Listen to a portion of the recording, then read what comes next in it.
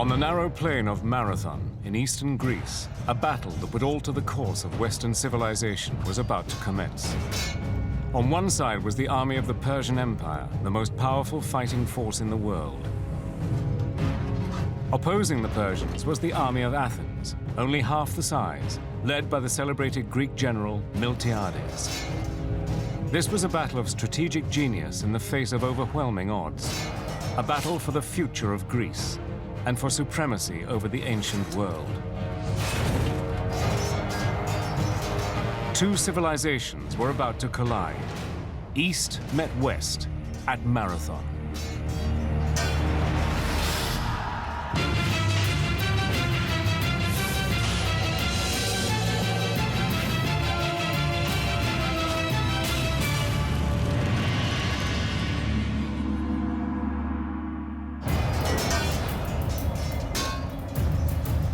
Death came swiftly.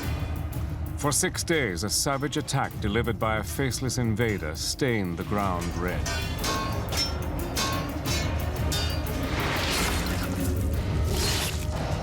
Those not slaughtered were enslaved. The aggressors were the heavy infantry of the mighty Persian Empire.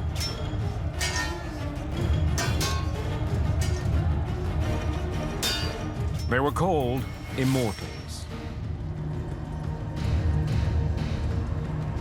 The victims were the people of the Greek city of Eritrea on the island of Euboea. 600 Persian warships had put to sea in the Aegean and swallowed up every Greek island in their path. But Euboea was not their final destination. They had set a course for Athens, and their intention was to destroy the city utterly. They moved across, there's an island chain across the eastern Mediterranean in an island-hopping campaign, much like the United States did during World War II in Japan, of capturing small islands, turning them into logistics bases, and then finally being in a position where you could attack Athens. Nothing could stop the Persian war machine. From Eritrea, the warship set sail for Athens. Persians eat cities the size of Athens for breakfast. They are so confident of success that they load up their ships with marble along the way so they can build a victory monument once they burn Athens to the ground. The Persian Empire was vast.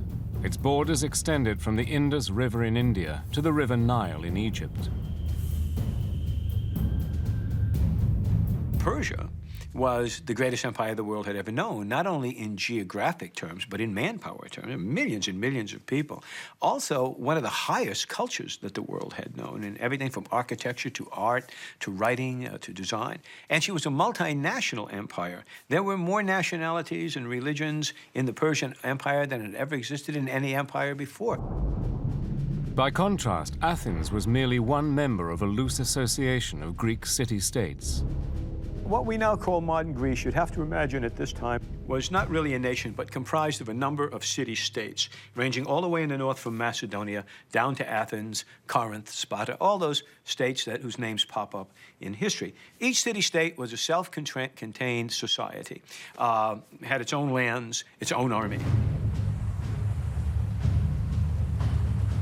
But aboard his warship, the Persian commander, Datis, cared only about one city-state. Athens.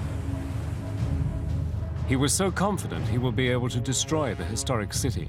The only question in his mind was exactly how he would go about it.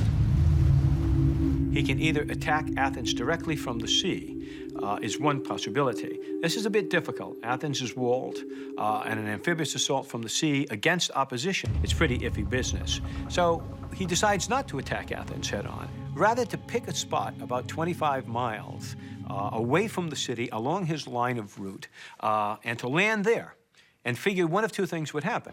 Either the Greek army responds and comes out to meet him, or he would land, assemble his army, and simply march on to Athens from the ground. So given the choice between the land campaign or an amphibious landing of Athens itself, he chooses the land campaign. Datis navigated his fleet of 600 vessels to a point about 26 miles from Athens, at Marathon. He moored the fleet in the shallow, sheltered bay and disembarked on the Shinias beach. The Persians then made camp on the northeast side of the plain alongside the Great Marsh. The Persian army is about to slam into Athens like a Category 5 hurricane. The Athenians know surrender isn't an option, but they're divided on how to prepare. Should they hunker down behind the city walls or march out to meet the Persians in battle? Some in Athens believed that an open field battle against the Persians would be an act of suicide. But one Athenian disagreed. His name was Miltiades, and he knew a lot about the Persians. Miltiades is a very interesting character. He comes from a prominent family in Athens, and when he's about 35, he takes over a Greek colony in Ionia on the edge of the Persian Empire. He rules there as a tyrant. This makes him very unpopular in Athens.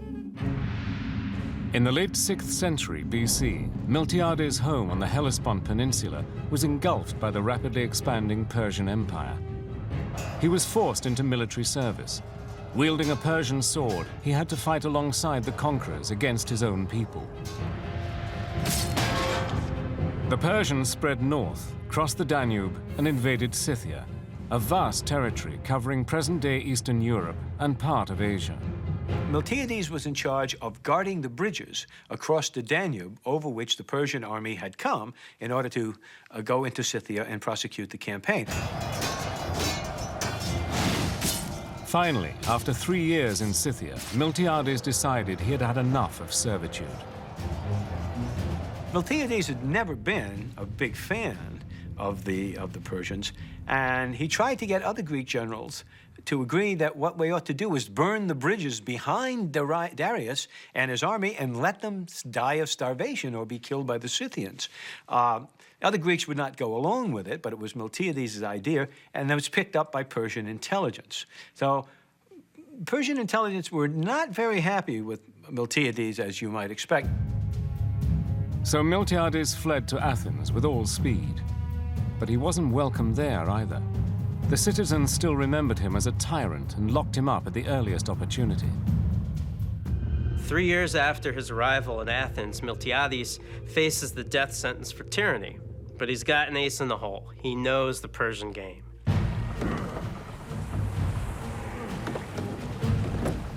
And the Persians were on their way, intending to raze Athens to the ground. The Athenians not only spare Miltiades' life, they make him a general. But Miltiades has to wonder which fate is worse, execution or being hacked to little bitty bits by the Persian warriors. Miltiades chose to face the Persian blades, and rather than hide behind the walls of Athens, he preferred to meet the enemy on open ground. But the final decision on whether to fight is not his to make. Athenian democracy extends to the army too. So when an argument erupts over what to do at Marathon, the Council of 10 generals must decide what to do. Attack now, or retreat and try to get help from other Greek city-states. The vote is 5-5. The tie-breaking vote falls to a man named Callimachus. He is the polemarch. It's a ceremonial position in the Athenian army. Miltiades makes an impassioned case to Callimachus, saying, "It's up to you whether Athens is reduced to slavery or rises to become the greatest of all the Greek city-states." He explains that failure to fight now will shatter the democracy along factional lines and make them easy prey for the Persians. Callimachus is convinced, and he votes to attack. Miltiades got his war. He led the entire Athenian army, roughly 10,000 strong, 26 miles east to the plain of Marathon. The odds were overwhelmingly against Miltiades. The Persian force was colossal. More than twice the size of the Athenian army. It boasted 20,000 infantry, 3,000 archers, and 2,000 cavalry.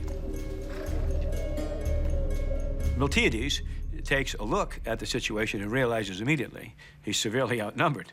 He's not only outnumbered, he's outgunned in the sense that there are fairly substantial archer and cavalry contingents. Even if the Athenians managed to withstand the Persian infantry, they had no way of countering the Persian war horses. Cavalry is one of the keys to Persian military success. They were one of the first armies to fully integrate horses and heavy infantry for a devastating 1-2 punch, and funnel their enemies into the chomping jaws of their main infantry lines. Miltiades was not only outnumbered, he also lacked the necessary weaponry to defeat the Persians. The Athenians had never faced such a potent force before, but they had cut their teeth on some of the finest warriors of the ancient world. For centuries, two Greek city-states had shed each other's blood over and over again. 50 years before Miltiades faced the Persians, a conflict erupted between them that would ultimately lead to the Battle of Marathon. 540 BC, 50 years before the Battle of Marathon, two Greek city-states, Athens and Sparta, attacked each other on the open battlefield. The rivalry between Athens and Sparta is kind of like Michigan versus Ohio State, except with spears. They constantly seek any advantage they can over one another. While most of their battles are, provincial squabbles, one of them gets the Persians involved and eventually leads to the Battle of Marathon. Athens is celebrated as the cradle of democracy and philosophy. Sparta, its neighbor to the west, was quite different. Imagine that the U.S. Marines had their own country. That's Sparta. They train constantly, weapons, tactics, armor. It's pretty much all they do. Now, the Athenian-Spartan relationship is very bipolar. Sometimes they help each other, sometimes they fight. At the time, Athens was governed by a man named Hippias. He was, however, very unpopular with the Athenian aristocracy, so a coup was planned, and Hippias was overthrown by the patricians with the assistance of an unlikely ally, Sparta. Now, the problem with the Spartans helping you is that they wouldn't go home. And that was the problem that the Athenians had, was how to get rid of the Spartans. Well, they rose in revolt and drove the Spartans out of Athens. It was that period about 540 BC, which was the beginning of Athenian democracy at about this time. The problem was this. Inevitably, one would expect the Spartans to counterattack. Athens knew it needed help to defend itself against Sparta. The city elders decided to approach the Persian emperor. So that's one of the first examples in Greek history of a smaller state trying to ally itself with a larger state, in this case the Persian Empire, in order to protect itself from aggression of another state, in this case Sparta. Athenian emissaries were sent to the Persian province of Ionia, which is now Turkey. At the court of the governor, the envoys requested his help in a war against Sparta. The Persian governor agreed, but laid down one condition, that the Athenians make a sworn offering of earth and water. The trouble is, the Athenians don't really understand what the offer of earth and water means. They think they're signing a treaty, just like the treaties they've made in the past with other Greek city-states. But to the Persians, accepting earth and water means they own Athens. It has become their colony.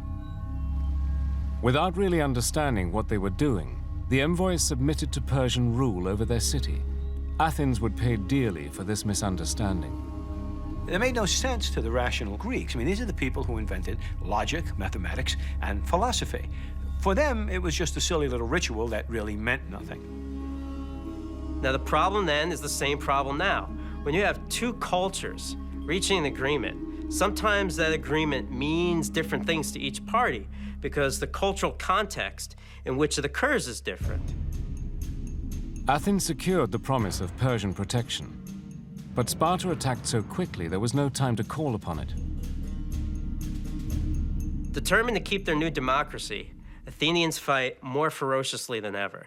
They defeat the Spartan invasion on their own. Now, this is important because Athens had asked the Persians for help, but they don't need it. They defeated Sparta all by themselves. The Athenians now felt that the agreement they had made with the Persians was null and void, and made the terrible mistake of telling the Persians that. The Persian emperor, Darius I, was incandescent with rage. It amounted, in the Persian view, to little more than an open revolt. And Darius resolved that he was going to bring Athens to heel. Darius dispatched functionaries to Athens to demand the customary taxes payable by a vassal state to the empire. The Athenians threw them into a pit and left them to die. Athens had spat in the face of the world's most powerful empire. Throughout history, alliances often come with unintended consequences, but few have the magnitude of the treaty between Athens and Persia. If the Athenians never asked for Persian help against the Spartans, the world might be a completely different place today. It sets off centuries of conflict between the East and the West.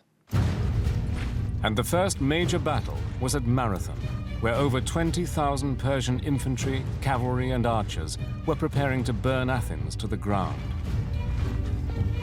The 10,000 Greek infantry of General Miltiades were colossally outnumbered, but the Athenian general did possess one advantage over his enemy.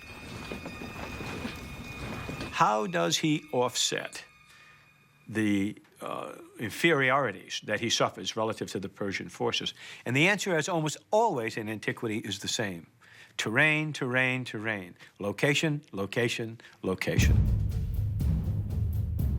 Historians continue to debate which precise route the Persians would have taken to get from Marathon to Athens. Some think they would have gone along the coast, a route that passes through the Vrexisa swamp. But then you would have had to go through a swamp, which was doable. But then you would have been a problem where the Persian army would have been in column of march, trying to gain the road with the Athenian army on its flank. Always a bad idea. The only other way to Athens lay through the mountains, starting at the pass called the Vrana Valley. If the Persian army intends to invade Athens, it's got to go through the mouth of that valley. And it's not very wide. It's not very wide. So what Miltiades does, he decides to block the valley. And he deploys his troops in the mouth of the Vrana Valley in order to make it impossible for the Persians to advance further. Miltiades positioned his infantry in the valley like a cork in a bottle. The Athenian phalanx was made up of lines of tightly interlocking warriors. They could move forward and back easily, but not from side to side. The phalanx formation is incredibly effective at holding ground and moving forward. With rows of men packed tightly together, they use each other's overlapping shills to form an armored wall. Miltiades anchors his flanks on the rocky sides of the hill and then goes about chopping down trees to put them on the flanks as well. Why does he do this? He's well aware of the fact that the weakness of the Greek phalanx is its flanks. Whenever it has died in battle, it has died because it's been taken in the flanks, either by another phalanx or mostly by cavalry. In the steep, narrow valley, the flanks of the phalanx were well protected. So you're not going to rely on the steepness and the rocks alone. You pile it with brush and trees and logs so that there can't be any cavalry attack. So just by positioning his troops where he has essentially taken the cavalry out of the fight. Brilliant maneuver. Datis, the Persian commander, seemed not overly concerned and assembled his infantry for the attack. For 3 days, the Persians deployed in line of battle. But the Greeks chose not to engage them and stayed inside their protected area. It wins the day if there's no fight at all. Its job, essentially, is to protect Athens by blocking the road. So if you would like to stay here for several weeks, that was quite okay with Miltiades. It's not okay, of course, with the Persians. Finally, in frustration, the Persians initiated an attack. The Athenians stood to and braced themselves for combat.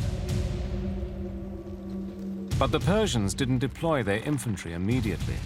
First, the archers launched a blistering hail of arrows.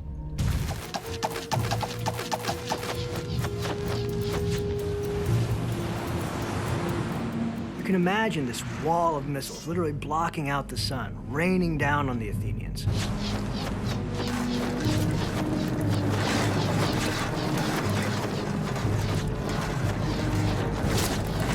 But But you know what? The Athenians brushed the arrow fire away like annoying gnats.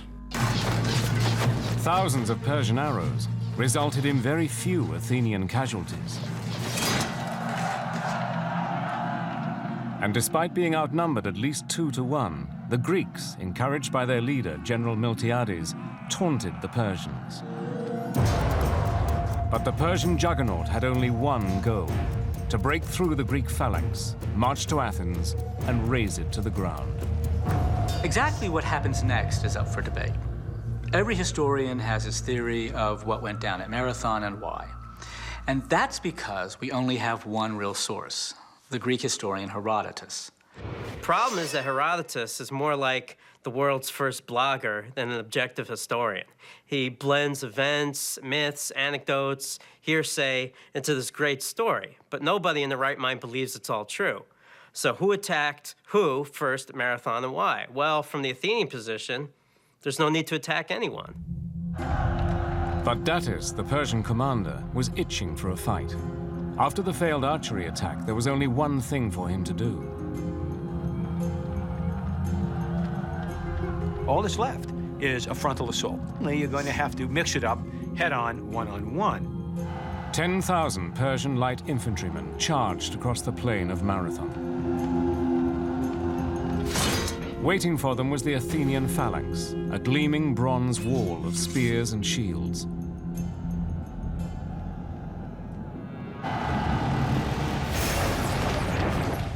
Over 1 million pounds of flesh and bone collided. Crucial to the Athenians' wall was the hoplon shield. The Greek shield, known as the hoplon, is more than just a glorified garbage can lid. It's a revolutionary innovation in warfare. The hoplon was a large circular shield shaped like a shallow dish, made of wood and covered in bronze. It could withstand arrows and punishing sword strikes without splintering. And what made it truly remarkable is what was called an argive grip. The soldier passed his arm through a leather loop in the middle of the shield and grasped a handle near the rim. And why this is important is it gives you very good control, much more force with the shield, whereas the old tether grip in the center wouldn't allow you to produce a lot of force with it. The Athenians halted the sudden assault. Then, they went on the offensive. The Greeks' main weapon was a heavy spear made of ash called the dory. 7 feet long and tipped with a sharp iron spear point, the dory could penetrate shields and armor. This spear was not thrown. An infantryman stabbed his opponent with it, with gruesome results. In the 6th century BC, most Athenian warriors wore lightweight lamellar armor, made of bonded strips of linen and leather. However, some men wore heavy, rigid cuirasses, bronze plates modeled to resemble a muscled torso. Bronze helmets with flamboyant horsehair plumes covered the head, while greaves protected the leg below the knee. In full battle gear, the hoplites were armored head to toe. Problem for the Persians at Marathon is they're up against a determined Athenian phalanx that doesn't scatter during the arrow barrage. The Persian light infantry also doesn't have their usual cavalry support. So it's just sickle swords and wicker shields against a bronze wall of Athenians. The Persian commander, Datis, ordered wave after wave of light infantry assaults. Each time, however, the soldiers impaled themselves on the bristling wall of Athenian spears. But the Persians were relentless. The issue of imperial prestige is at stake. I mean, what in all hell's name could possibly have motivated this pipsqueak of a nation, this backwater, to insult the largest empire on earth? For the Persians, the Battle of Marathon was about more than a broken treaty. It was also a punishment for Athens' support of a revolt against Persia 10 years earlier in nearby Ionia. Once an Athenian Greek colony, Ionia was absorbed as a province of the Persian Empire in 540 BC. But 40 years later, in 500 BC, a local tyrant incited a revolution. The people of Ionia then asked Athens for help. Athens was seen by her colonies as the kind of the mother country. And my guess, Athens considered herself the mother country. And so when her colonies asked for help, she sent troops. It was a mistake of the first order, to be sure, but that's probably what motivated. Certainly could not possibly be justified on the grounds of rational self-interest. The Athenians were joined by a force from Eritrea on the nearby island of Euboea. They sailed across the Aegean to Ionia and stormed the capital city of Sardis. It was yet another Athenian insult that the Persians did not intend to forget.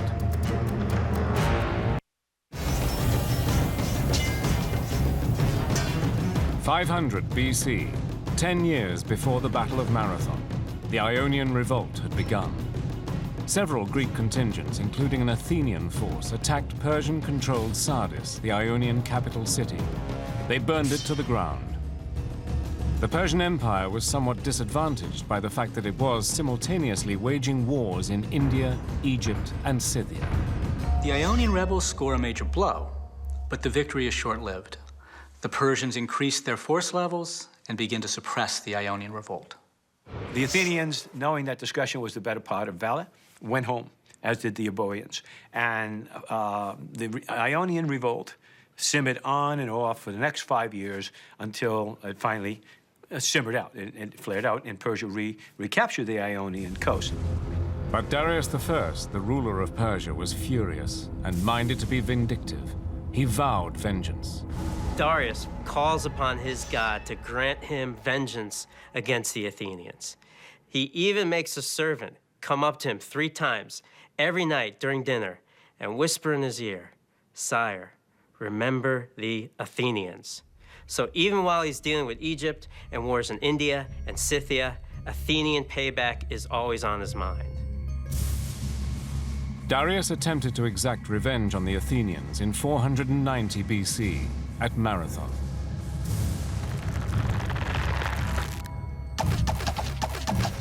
But thus far in the conflict, the Greeks had survived a massive Persian archery attack.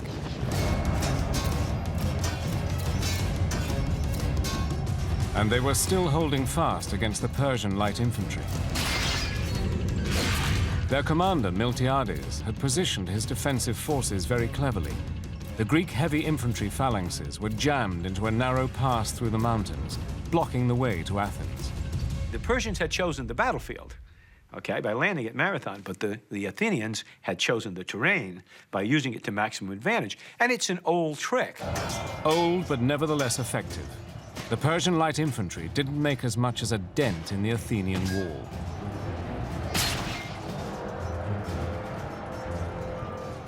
The Persian light infantry retreats, but now Miltiades must face the elite force of the Persian army, the heavy infantry, the Immortals. The legendary Immortals were the stormtroopers of the Persian Empire. Faceless, they marched into battle in complete silence, seemingly invincible. In addition to their capacity for efficient and ruthless slaughter, the very presence of the Immortals forced Miltiades to change his tactics. Miltiades, although he has prepared the battlefield expertly and to give him every advantage, still suffers from a great disadvantage. And that is the area in which he occupies, although it's relatively narrow, okay, is still wider than he has sufficient troops to cover. What he does is he weakens his center and moves the additional troops out. So that when you look at the deployment of the Athenian force, you're looking at a force that is relatively thin in the center, but has heavy phalanxes on either side. Weakening the center of his phalanx was a huge gamble. But then Miltiades rolled the dice again. He brought his line out of the sheltering valley into the open. If he stays where he is, he knows that when the center gets hit, it's going to flex in. The problem when it flexes in, if he stays where he is there's not enough room for his heavy phalanxes on the end to maneuver inward. There's not enough room. They're jammed up against the terrain. So he has a very, very delicate tactical problem, and it's this. Miltiades had to move his troops out far enough to be able to extend his line in order that the phalanxes could maneuver freely. The trick is, how far can Miltiades move out from the valley? If he doesn't come out far enough, his flanks can't maneuver. If he comes out too far, the Persians can get around his flanks and surround him. And remember, all this is happening on the fly. Miltiades won't know how far is too far until it happens.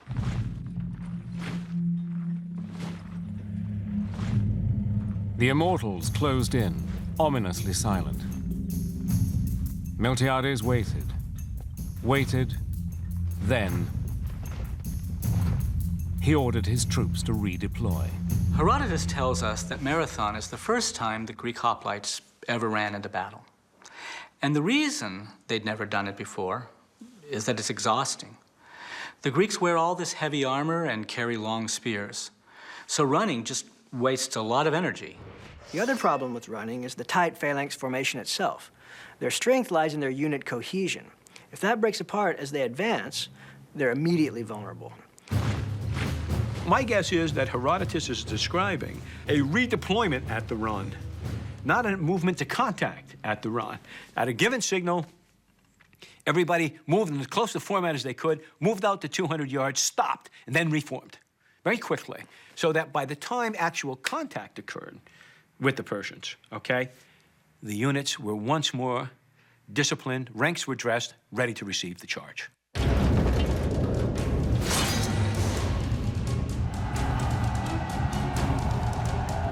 While experts argue about many aspects of the Battle of Marathon, most agree about what happened next. There was a cataclysm of violence.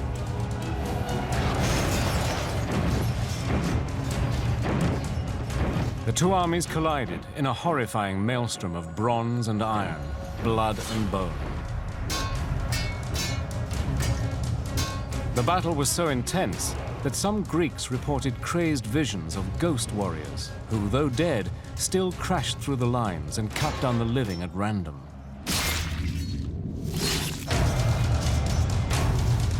The truth was every bit as terrifying. The Persians surged forward, and the Athenians were beaten back. The weak center can't withstand the Persian attack. It's about to break. It's getting pushed back, back, back towards the valley. The Hoplite Dam is about to burst, and it looks like Athens is doomed. Miltiades' center was on the brink of collapse. But on the flanks, it was a different story. The normal tactics for the Persian infantry would have been to put the strongest units in the middle and the weaker units on the wings. This is because the wings are usually supported by cavalry. Now, Miltiades would know this, and it may be why he bolsters his own forces on the flanks. With the Persian cavalry rendered ineffective by the terrain, the Athenians were able to decimate the weakened Persian flanks. The center of the Athenian line continued to be pushed back, while the flanks held strong. And Herodotus tells us that just before the center broke, they were rallied by their officers to find new courage and actually counterattacked.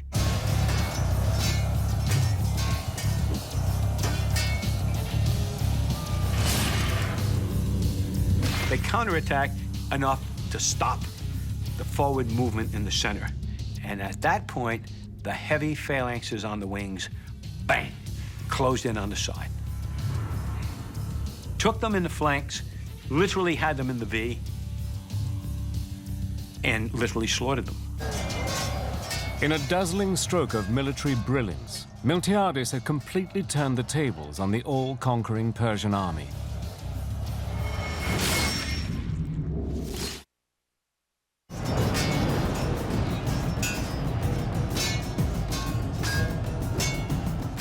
The Battle of Marathon had become a Persian bloodbath.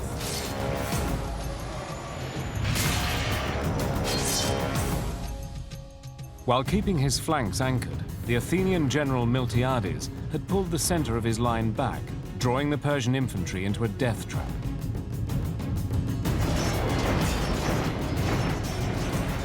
Hemmed in on three sides, the Persians couldn't maneuver.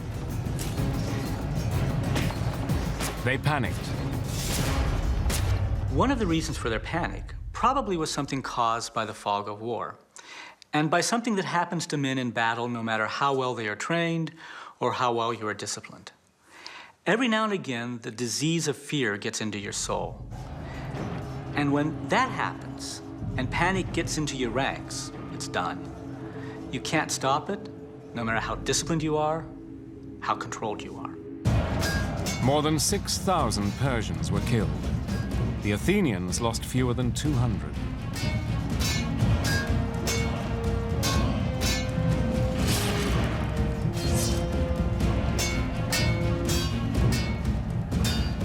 Among their dead, however, was Callimachus, whose tie-breaking vote had propelled the Greeks into battle.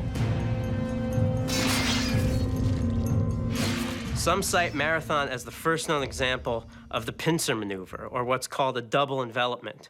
But this isn't truly the case because Miltiades only uses one force, so he does not completely envelop the enemy. The Persians still have an avenue of retreat. And they used it. The beleaguered Persian troops retreated fast towards the shore.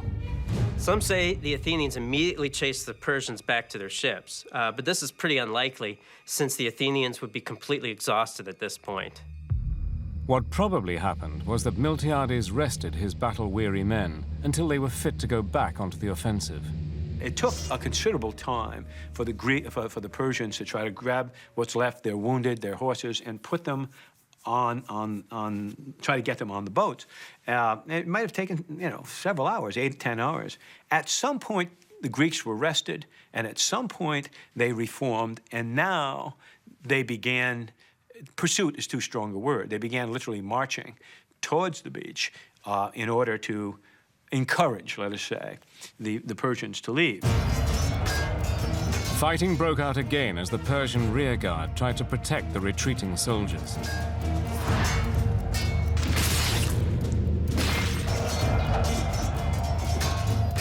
But the Athenians butchered them and captured 7 of the ships before they could make sail.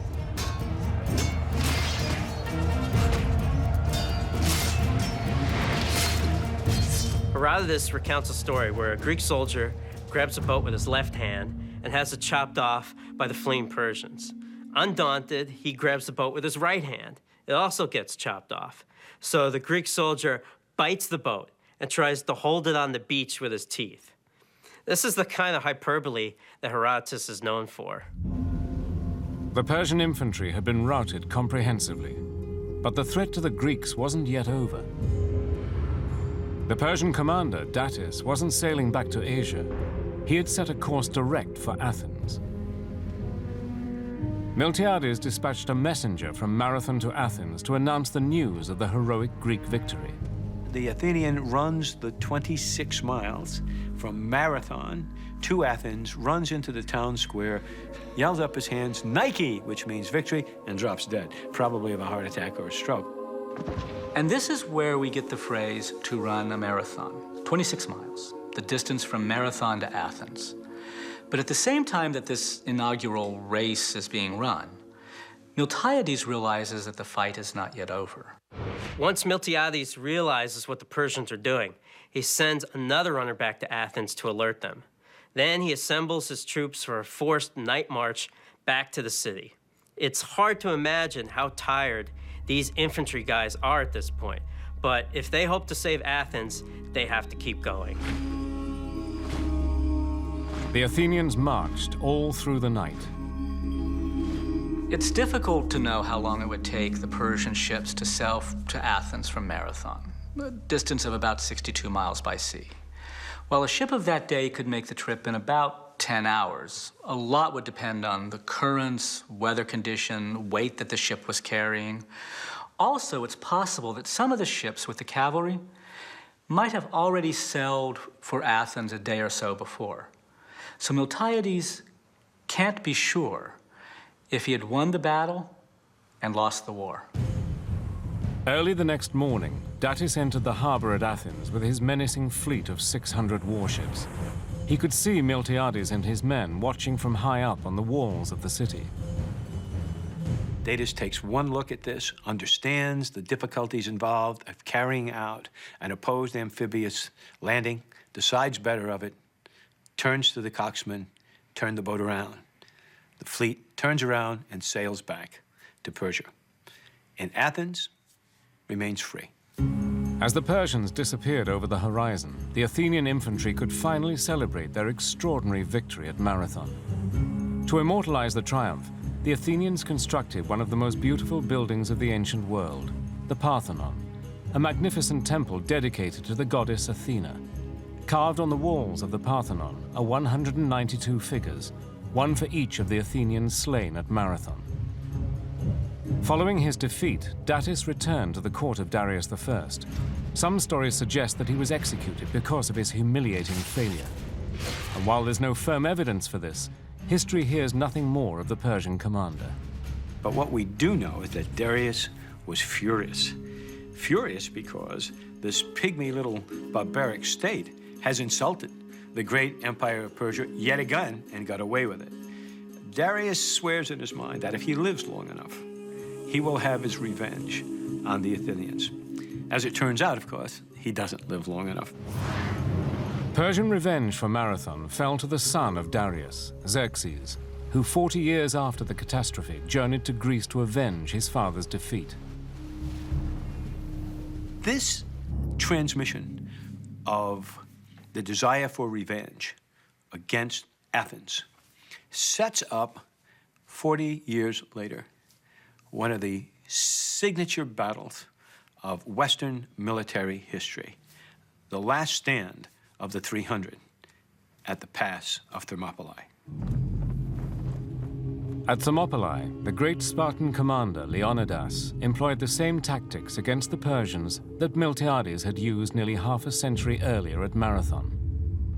Marathon itself is one of those moments that is defining in Western history. In fact, it defines what it is to be Western and Greek over against Persian and Eastern. It's not the end of the story. In fact, it's just the beginning of the story. The Battle of Marathon informed the ancient world that Persia wasn't invincible. It served as a battle cry for future rebellions throughout the empire. Greece and Persia would continue to clash on and off for the next 100 years. Their struggle catapulted the city-states from obscurity to center stage of the ancient world. The glorious epoch of the golden age of Greece all began on the blood-soaked plain of Marathon.